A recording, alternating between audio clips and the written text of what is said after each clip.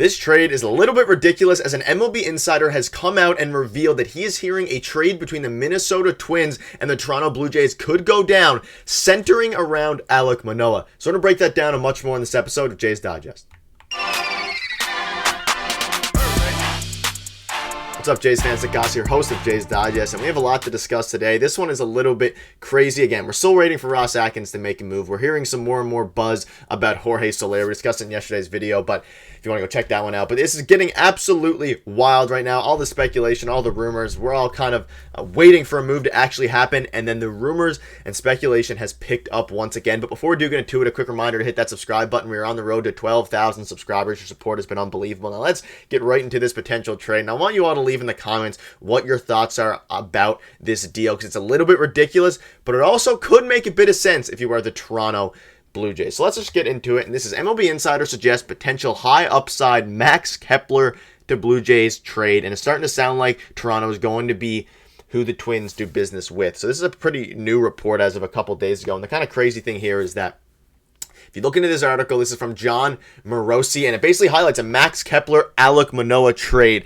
And we're going to dive into all the details about it, if it could fit for the Blue Jays, and kind of discuss what this trade could look like. But here's what it says. Could the Twins flip Max Kepler to Toronto for Alek Manoah? MLB Network's John Morosi talked about the next moves for the Twins and mentioned a Max Kepler trade is the most interesting piece on their board. Specifically suggested that the Blue Jays as a potential trade partner, and it's not the first time he's done that. And he basically goes on to say, quote, if you look at where the Jays might potentially go from our offense, you can consider a situation in which the Twins are very good at developing and revamping pitchers. Perhaps it's a good spot for Manoah to go. And if the Jays want to add a bat like Kepler or potentially Polanco and want to address their infield, just keep that possibility in mind. Now, Polanco's a bit more of an interesting one. He is a power hitting second baseman, but when we're looking at Max Kepler, and that's kind of who we're going to focus on today, but we can also discuss Jorge Polanco a little bit. When you're giving up a guy like Alek Manoah, who has been a Cy Young contender, Cy Young caliber pitcher before, me and Peter have been very vocal about this, specifically Peter, giving up Alek Manoah right now in this offseason, unless you have other backup plans in place. Obviously, we have Ricky Tiedemann, we have other guys, but as of right now, Manoah is our tentative number 5 starter. Ross Atkins has come out and said that, Mark Shapiro has come out and said that, John Schneider has said that, everyone has said that this offseason, that Alek Manoah, everyone part of the front office said that he is going to be our starter, or at least contending for a starter spot, our number 5th starter spot going forward. Now, if you're looking to trade him, I don't know that Max Kepler, of course, yes, Max Kepler is coming off a very good season. He's a solid power-handed left-handed hitting bat. He is very good at defense, but you're giving up a guy at his lowest value in Alek Manoah to a team like the Twins who really don't need Max Kepler right now.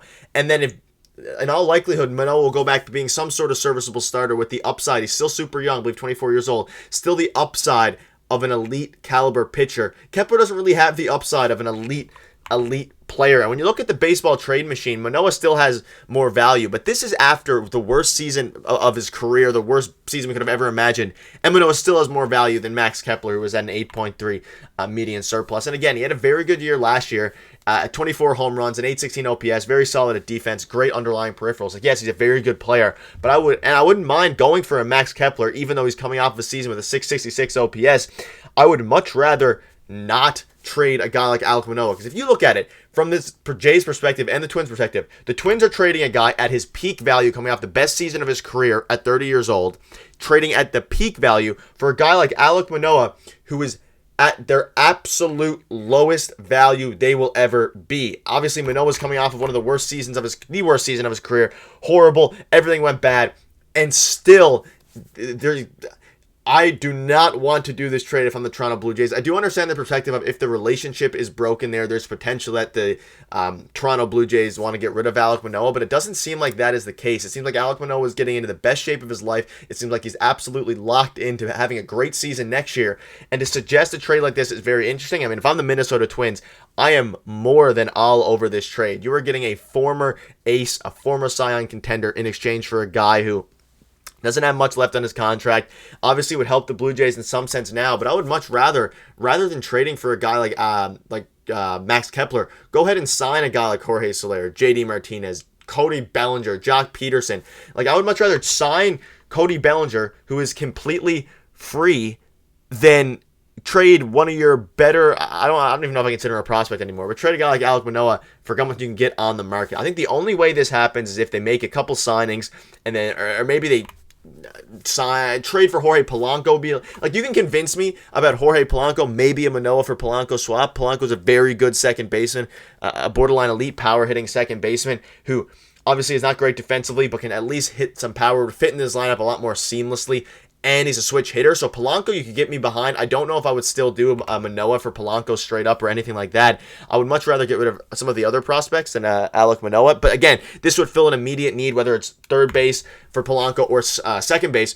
But when you're trading for Max Kepler, I'd much rather, and there's a lot more DHs / outfielders available on the open market. And we already re-signed Kevin Kiermaier, and we have Dalton Varsho in left field. So I'd rather not trade for a guy like Kepler. And this kind of just doesn't make sense to me and doesn't take into account the potential, I guess, outlook of the Toronto Blue Jays going forward. And when you go into what they say here, they basically said that prior to his down year, Manoah went 25-9 with a 2.6 ERA. His K per 9 was well above league average and all these things. And Manoah did some serious damage to his reputation, ton of upside bringing him in. Trading away Kepler or Polanco won't feel great, and Manoah is hardly a slam dunk replacement for Gray, but it's starting to shape up like a classic Twins restoration project that could turn into the next big front office win. And that is exactly the reason the Jays wouldn't want to do it. You can see a world very easily where, yes, obviously Alek Manoah is a reclamation project to a degree, but he's 1 year removed from being a Cy Young contender, Cy Young finalist, and he didn't have as many innings last season, so maybe this gives him time to regenerate himself, get his arm back in shape. And again, I would much prefer Polanco.